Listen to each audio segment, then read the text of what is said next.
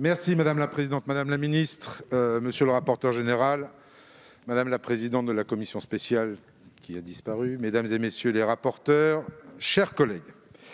En proposant le rejet préalable de ce texte, le groupe des Insoumis refuse que l'on puisse apporter une conclusion à un processus démocratique inédit. Il refuse que cette loi climat et résilience, qui n'est autre que la traduction législative de la volonté des 150 de la Convention citoyenne pour le climat, ne voit le jour. Sous prétexte d'un éventuel manque d'ambition du texte, il refuse que l'on puisse évoquer et voter ces avancées majeures. Il refuse la mise en place d'un carbone score. Il refuse l'interdiction de vente de véhicules polluants en 2030. Il refuse la rénovation des passoires thermiques d'ici 2028. Il refuse les zones à faible émission dans les villes. Il refuse les trajets en train plutôt qu'en avion. Il refuse la diminution drastique de l'artificialisation des sols.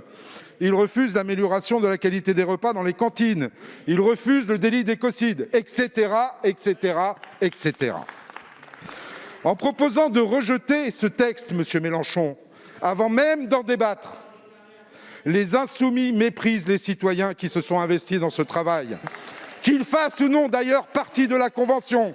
Ils méprisent les milliers de personnes qui ont défilé dans les rues hier et qui attendent des mesures fortes pour le climat et auxquelles ce projet de loi apporte des réponses concrètes.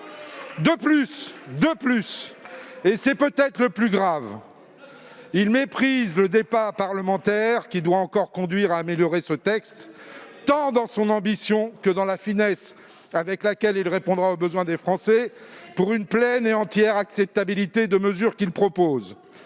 Les Insoumis rêvent d'une Assemblée nationale en non-mixité démocratique, au sein de laquelle ils pourraient choisir qui a le droit de parler ou de quoi.